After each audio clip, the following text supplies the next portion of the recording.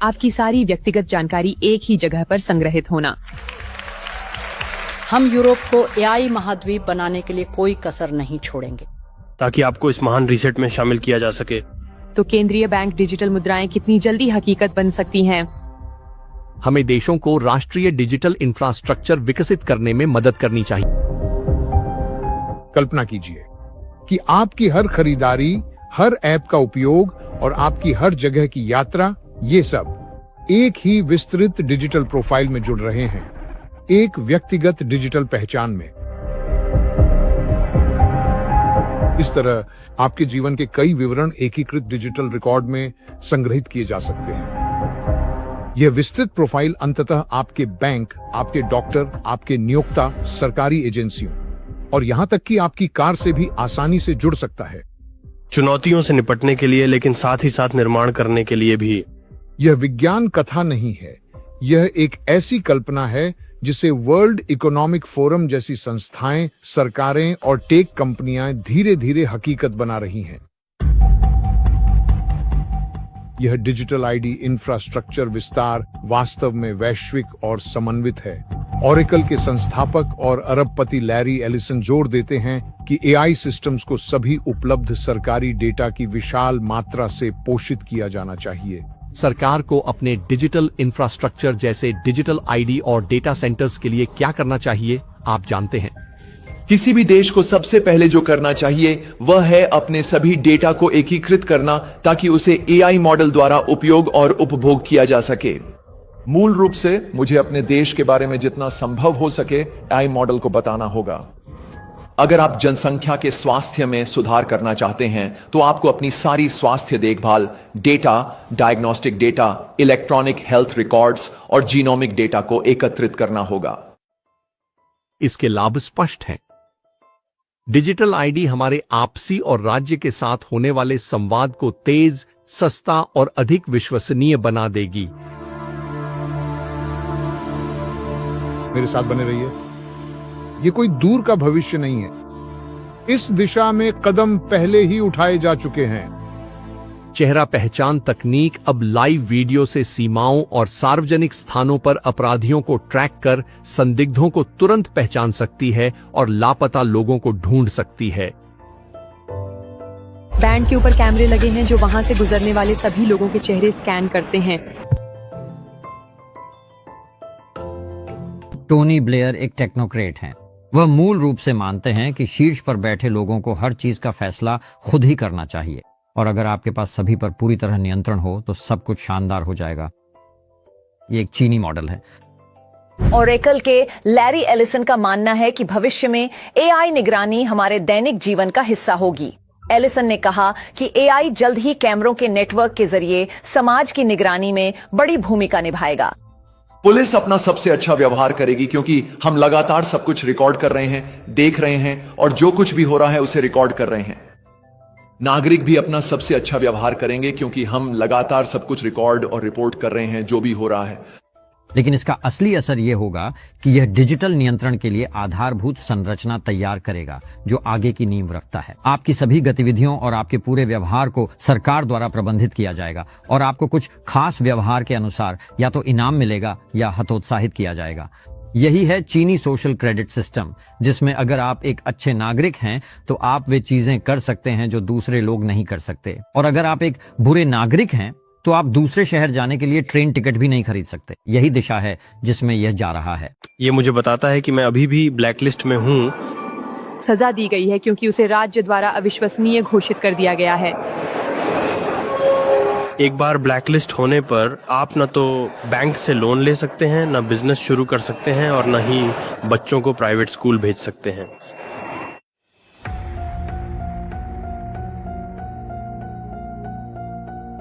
ऐसे क्रियान्वित होते देखना है तो चीन को देखिए।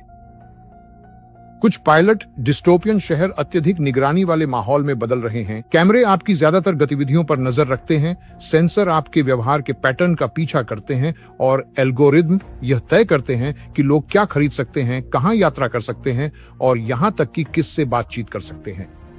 अगर आपको फेसबुक की ट्रैकिंग डरावनी लगती है तो यह चीनी सरकार के सामने कुछ भी नहीं। चीनी सरकार का कहना है कि इसके पीछे एक बड़ा कारण है। शंघाई के इस कंट्रोल रूम में हर निवासी निगरानी में रहता है। एक अच्छे नागरिक की तरह मैं ट्रैफिक नियमों को मानता हूँ। अगर मैं ऐसा नहीं करता तो मेरा सोशल क्रेडिट कम हो जाता है। यह हमें अच्छा व्यवहार करने के लिए मजबूर करता है। यह डरावना लग सकता है, लेकिन यहाँ ऐसा ही है। हमें इसकी आदत है और कोई चारा नहीं है। कम अंक वाले लोग अपने अधिकार खो देते हैं। सिनेमा में अविश्वसनीय लोगों के नाम, विवरण और पते बड़ी स्क्रीन पर दिखा दिए जाते हैं। इन सबको इस तरह पेश किया जाता है कि ये सब बड़े हित की सेवा, पर्यावरण की रक्षा, अपराध में कमी और एक अधिक कुशल समाज बनाने के नाम पर किया जाता है। एक पूरी तरह से जुड़ा हुआ निगरानी राज्य असल में कैसा दिखता है? इन पायलट शहरों में एक सर्वदर्शी प्रणाली है जिससे बचना लगभग असंभव है। चेहरे अब इमारतों और सेवाओं तक पहुंचने की चाबी बन गए हैं। छुपने की कोई जगह नहीं है क्योंकि सब कुछ निगरानी में है। स्मार्टफोन, स्मार्ट कारें, स्मार्ट इमारतें सब आपस में जुड़ी हुई हैं।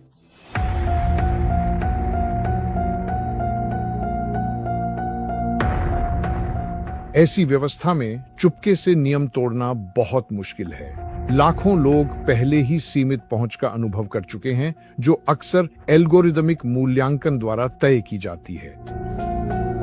केंद्रीकृत डिजिटल मुद्रा चीन में यही है। अगर आप वहां गलती करते हैं और सोशल क्रेडिट स्कोर खराब होता है क्योंकि उन्हें आपका ट्वीट पसंद नहीं आया, तो अब आप हवाई जहाज का टिकट नहीं खरीद सकते, अब आप कार नहीं खरीद सकते, अब आप लोन नहीं ले सकते, अब आप कुछ भी नहीं कर सकते। आप जरा सी भी सीमा लांघते हैं और लोग खुद ही सेंसरशिप करने लगते हैं। जबकि यह सब हजारों मील दूर घटित हो रहा है, पश्चिमी देशों में भी इसी तरह के विकास सामने आ रहे हैं। डिजिटल पहचान कार्यक्रम, निगरानी ग्रिड, रियल टाइम ट्रैकिंग, जटिल डाटाबेस और कार्बन फुटप्रिंट सिस्टम। ये एक लगातार बढ़ती चिंता है क्योंकि इन पहलुओं में से कई धीरे धीरे पायलट प्रोजेक्ट से वास्तविक दुनिया में लागू होने की ओर बढ़ रही हैं। हम काम करने के अधिकार के लिए एक नया मुफ्त डिजिटल आईडी अनिवार्य बना देंगे। पश्चिमी देश तेजी से अपने खुद के डिजिटल आईडी कार्यक्रम विकसित कर रहे हैं। यूके ने एक राष्ट्रीय डिजिटल आईडी योजना की घोषणा की है। हमें स्पष्ट होना चाहिए, काम के लिए आपके पास डिजिटल आईडी होना अनिवार्य है। यह तकनीक अद्भुत रूप से आगे बढ़ चुकी है। इस नई और क्रांतिकारी तकनीक का अधिकतम लाभ उठाने के लिए तकनीक। ब्रिटिश इस डिजिटल सोच को एक ऑनरवेलियन दुस्वप्न मानते हैं। हाँ, ये लोग जबरदस्ती डिजिटल आईडी थोप रहे हैं और फिर वे आपकी गतिविधियों और आपको पूरी तरह से नियंत्रित कर सकेंगे। यह आपका चेतावनी संकेत है। यह एक केंद्रीकृत राज्य नियंत्रित डिजिटल पहचान प्रणाली बनाने के बारे में है, जिसे आपके वित्त, आपकी चिकित्सा इतिहास, आपके से जोड़ने के लिए इस्तेमाल किया जा सकता है और किया जाएगा। यात्रा गतिविधियां, आपकी सोशल मीडिया गतिविधि, यहाँ तक कि असल जिंदगी में आपकी सामाजिक गतिविधियां और भी बहुत कुछ। सीधे शब्दों में कहें तो यह एक डिजिटल डॉग टैग है और एक बार जब यह आपकी गर्दन में पहन दिया गया तो आप इसे उतार नहीं पाएंगे। सरकार द्वारा थोपी गई डिजिटल आईडी। डिजिटल आईडी के लिए एक समन्वित वैश्विक नीति का दबाव है। डिजिटल आईडी विकसित करने के लिए इस समन्वित वैश्विक प्रयास का एक सबसे महत्वपूर्ण और बुनियादी कारण यह है कि इसे पूरे सतत विकास एजेंडा के लिए अनिवार्य रूप से स्वीकार किया गया है। इसे एजेंडा 2030 के नाम से भी विशेष रूप से पहचाना जाता है। 2030 तक यूरोप का डिजिटल परिवर्तन। दुनिया भर की सरकारें, बैंक और टेक कंपनियां एक ऐसे भविष्य की सोचती हैं जहां हर व्यक्ति के पास डिजिटल आईडी हो और सब कुछ डिजिटाइज्ड, मॉनिटर और प्रबंधित हो।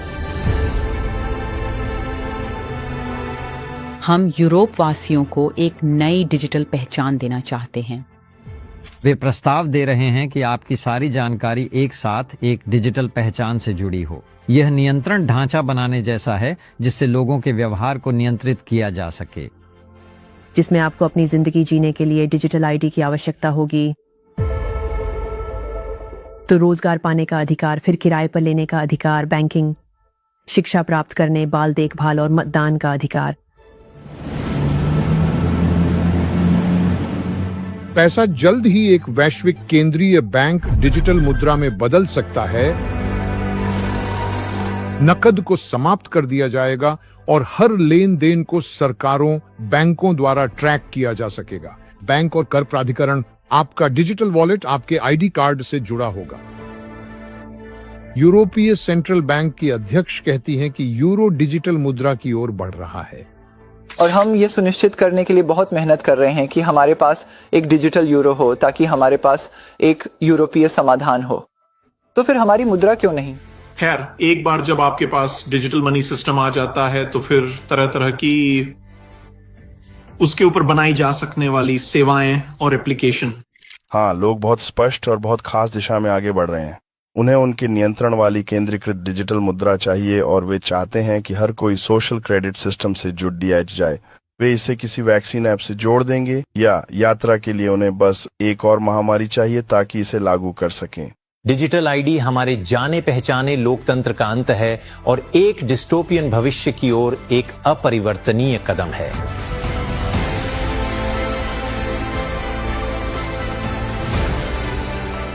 यह नया डिजिटल पहचान वॉलेट एक नई डिजिटल मुद्रा के साथ इस्तेमाल किया जाएगा। बिटकॉइन के विपरीत जो विकेंद्रीकृत और अनियंत्रित है, ये डिजिटल मुद्रा, जिसे सीबीडीसी यानी सेंट्रल बैंक डिजिटल करेंसी कहा जाता है, सीधे केंद्रीय बैंकों द्वारा बनाई और प्रबंधित की जाती है। एक केंद्रीय बैंक सीधे सीबीडीसी जारी करेगा और यही मुद्रा लोग उन वॉलेट्स में इस्तेमाल करेंगे जो केंद्रीय बैंक द्वारा प्रबंधित होंगे। प्रमुख केंद्रीय बैंकर लगातार एक नए वित्तीय सिस्टम और नई वित्तीय गवर्नेंस बनाने की जरूरत बता रहे हैं। उदाहरण के लिए डिजिटल यूरो कंपनियों और उपभोक्ताओं के लिए चीजों को आसान बना देगा। बैंक पहले से ही आपके लोन और मॉर्गेज तक पहुंच तय करने के लिए विशाल डेटा पॉइंट्स रखते हैं। डिजिटल मुद्रा और एक बिना नकद वाले विश्व के साथ बैंकों को हर भुगतान, हर व्यक्ति, हर कंपनी और पूरी अर्थव्यवस्था की रियल टाइम निगरानी मिल जाती है। एआई द्वारा संचालित यह विशाल डेटा प्रवाह उन्हें एक नई तरह की सुपर पावर देता है और निश्चित रूप से यह कल्पना करना मुश्किल है कि पश्चिम इस सिस्टम को चीन की तरह big brother style digital jail में बदल देगा, है ना? पश्चिमी लोकतंत्रों में चीन की निगरानी से ज्यादा मजबूत कानूनी सुरक्षा, गोपनीयता और निगरानी तंत्र हैं, पर हर संकट सरकारों को नियंत्रण बढ़ाने का नया मौका देता है।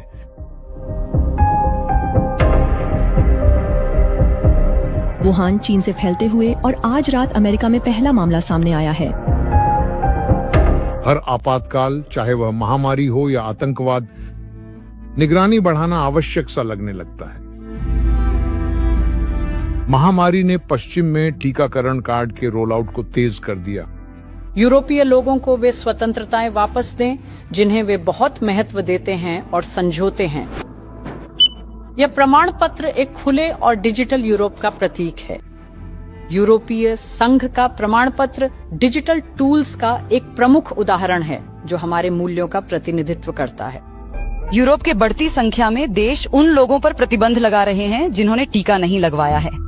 टीकाकरण प्रमाण पत्र के बिना लोग अक्सर काम, यूनिवर्सिटी या जिम और रेस्तरां नहीं जा सकते थे। ट्रेन, घरेलू उड़ान, रेस्तरां और बार में प्रवेश पूर्ण टीकाकरण या हाल ही में ठीक हुए लोगों को मिलेगा। मेरे फोन में ऐप है, मैं दिखाता हूं कि मैंने टीका लगवाया है। अगर कार्ड दिखाने को नहीं था तो प्रवेश से मना कर दिया जाता था। वे वास्तव में रोजमर्रा की जिंदगी से बाहर कर दिए गए थे। करोड़ों सामाजिक या पेशेवर गतिविधियों से बाहर हुए और कई ने सर्टिफिकेट न होने से नौकरियां भी गंवा दी। फ्रांस, इटली और ऑस्ट्रेलिया में प्रदर्शनकारियों ने इस सप्ताहांत सड़कों पर उतरकर टीकाकरण पास और नए लॉकडाउन उपायों के खिलाफ विरोध किया। देश भर में कोरोना प्रसार को ट्रैक करने के लिए नया कोविड ट्रेसिंग ऐप शुरू किया गया है। जब कोविड हो रहा था तब वैक्सीन पासपोर्ट्स के लिए जोर दिया जा रहा था और जो लोग वैक्सीन पासपोर्ट्स को आगे बढ़ा रहे थे या बना रहे थे, उनमें से कई ID.2020 का हिस्सा थे या डिजिटल आईडी को बढ़ावा देने वाली संबंधित संस्थाओं से जुड़े थे। कई देशों में डिजिटल सिस्टम से COVID-19 मामलों और टीकाकरण की स्थिति को ट्रैक किया गया और कुछ जगह लॉकडाउन निगरानी के लिए मोबिलिटी या कॉन्टैक्ट ट्रेसिंग डेटा का उपयोग किया गया। हमारे एल्गोरिदम अपने आप कुछ व्यवहारों को पहचानते हैं, जैसे अगर कोई मास्क नहीं पहन रहा तो हम तुरंत इसे पकड़ लेते हैं। नेशनल पुलिस सर्विस ने बैंकों को उन लोगों के नाम भेजे जो प्रदर्शनों में शामिल थे। कनाडा में महामारी उपायों के विरोध पर शांतिपूर्ण नागरिकों के बैंक खाते फ्रीज करना चीन की स्थिति से हैरान करने वाली समानता है। खातों को फ्रीज करने के सियासी खतरों को देखें तो यह काफी पेचीदा मामला है। ये मामले ये संकेत देते हैं कि कुछ विशेष परिस्थितियों में पश्चिमी देश भी ऐसी प्रणालियां आबादी के कुछ हिस्सों के खिलाफ लागू करने की क्षमता रखते हैं, सार्वजनिक भलाई के नाम पर। चाहे महामारी के दौरान हो, आतंकी हमला या अपराध और पर्यावरणीय प्रभाव कम करने की कोशिशें, लोगों के व्यवहार, गतिविधियों या विचारों पर नजर रखना उचित माना जाता है। लेकिन बस उस समय को याद कीजिए जब महामारी के दौरान क्या हुआ था। लॉकडाउन होता है, आपको दिन में केवल एक बार टहलने के लिए जाना होता है। यह सरकार को डेटा, गतिविधियों और अन्य जानकारियां सौंपना है, जो कि बेहद बेहद चिंताजनक है। जैसा कि आप कहते हैं, महामारी के दौरान अगर आपको दिन में 2 बार टहलने वाला व्यक्ति पहचान लिया गया या शायद आपने टीका लगवाने से इनकार कर दिया, तो आपको XYZ जैसी चीजों की पहुंच से वंचित कर दिया जाता है। मैं ऐसी सरकार को यह शक्ति देना नहीं चाहता जिसने बार बार न केवल अविश्वसनीय बल्कि तानाशाही प्रवृत्ति भी दिखाई है। डिजिटल आईडी प्रणालियों की नींव कोविड से काफी पहले रखी गई थी। एक प्रमुख पहल 2016 में शुरू की गई थी जिसका नाम ID 2020 था। इसके संस्थापक साझेदारों में Gavi, the vaccine alliance, Rockefeller foundation और अन्य शामिल थे। वर्ल्ड इकोनॉमिक फोरम ने मानवता को एक डिजिटल समाज के रूप में देखने के अपने दृष्टिकोण को बहुत खुलकर सामने रखा है। हमारी भविष्य की प्रतिस्पर्धात्मकता AI को अपनाने पर निर्भर करती है। यूरोप अपने खतरनाक डिजिटल ID को लागू करने के एक कदम और करीब पहुंच गया है। पेश है यू डिजिटल आइडेंटिटी वॉलेट, जो आपको सार्वजनिक और निजी सेवाओं के लिए पहचान बताने देता है। धरती को बचाने के नाम पर हर व्यक्ति के डिजिटल फुटप्रिंट को ट्रैक करने के प्रस्तावों पर चर्चा की गई है। इसमें यात्रा, ईंधन उपयोग और यहां तक कि कपड़े खरीदने जैसी उपभोक्ता आदतों जैसे कारकों की निगरानी शामिल है। ये सच में ऐसा लगता है जैसे पश्चिम चुपचाप अपना खुद का एक डिस्टोपियन सिस्टम बना रहा है। यूरोप बायोमेट्रिक डेटा एकत्र करने जा रहा है जिससे हवाई अड्डे स्थायी बायोमेट्रिक चेक पॉइंट बन जाएंगे। यूरोपीय संघ में यात्रा अब और सख्त होने वाली है क्योंकि इस अक्टूबर एक नया डिजिटल सिस्टम लागू किया जा रहा है। हम उनकी उंगलियों के निशान और उनके चेहरे स्कैन करेंगे। आपको अपनी जानकारी पंजीकृत करनी होगी। फोटो सफल रहा। कितना अद्भुत है।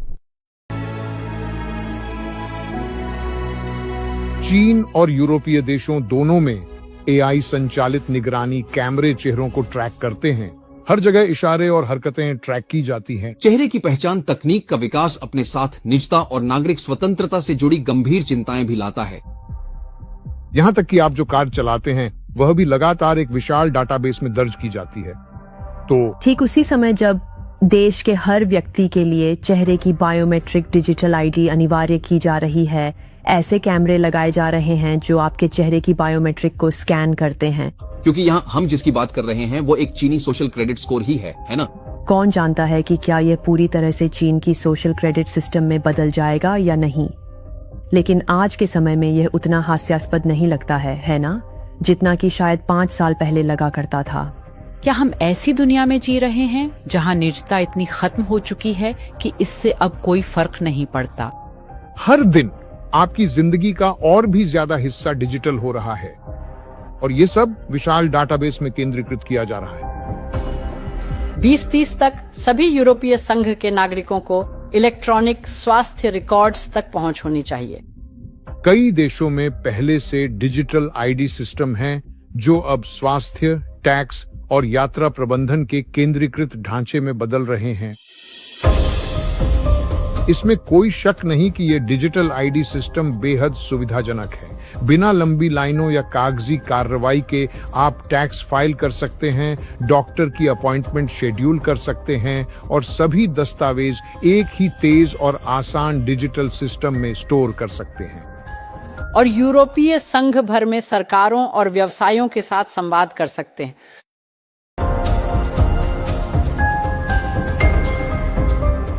भविष्य में आपकी डिजिटल आईडी इंटरनेट तक पहुंचने की कुंजी बन सकती है। कम से कम इस पर लगातार चर्चा हो रही है। एक ऐसी पहचान जो भरोसा सुनिश्चित करे और ऑनलाइन उपयोगकर्ताओं की सुरक्षा करे। स्पेन के प्रधानमंत्री पेड्रो सांचेज ने ऑनलाइन गुमनामी समाप्त करने की मांग की है और इन प्लेटफॉर्मों को बाध्य करें कि वे हर यूजर खाते को एक यूरोपीय डिजिटल पहचान वॉलेट से जोड़ें। सांचेज का प्रस्ताव क्या है? क्या सभी सोशल मीडिया अकाउंट्स को एक यूरोपीय डिजिटल पहचान वॉलेट से जोड़ना है? हम उस स्थिति के बहुत करीब हैं जहां आपको ऑनलाइन जाने के लिए मूल रूप से एक डिजिटल आईडी की आवश्यकता होगी।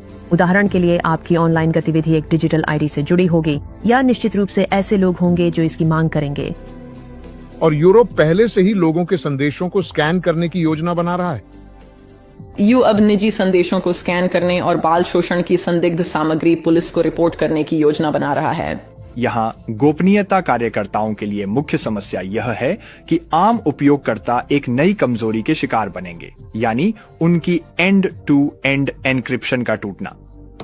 ये प्रोग्राम सामूहिक निगरानी, सार्वजनिक सुरक्षा के बारे में नहीं है, यह आतंकवाद के बारे में नहीं है, यह गहरी आर्थिक जासूसी के बारे में है, यह जटिल कूटनीतिक हेरफेर के बारे में है और यह व्यापक सामाजिक प्रभाव के बारे में है। यूके में इंटरनेट अधिकारी ऑनलाइन चर्चाओं पर नजर रखते हैं और पोस्ट के आधार पर लोगों को पकड़ सकते हैं। उसने मूल रूप से एक पोस्ट देखी है जो गिरफ्तारी योग्य अपराध नहीं है। इस वक्त हमें बस अपना फोन ही देखते रहना है। आपका बेटी को प्ले पोस्ट उसके साथ चलना है ताकि नहीं, बिल्कुल नहीं। हमें क्या करना चाहिए? मैं चाहता हूं कि आप अब यहां से जाएं। मैं चाहता हूं कि आप जाएं। ठीक है, अब मुझे आपसे और कुछ नहीं कहना है। लोग इस मानवों के डिजिटलीकरण के खिलाफ आवाज उठा रहे हैं। यूके में लगभग 30 लाख लोगों ने इसका विरोध करते हुए एक याचिका पर हस्ताक्षर किए हैं। ये डिजिटल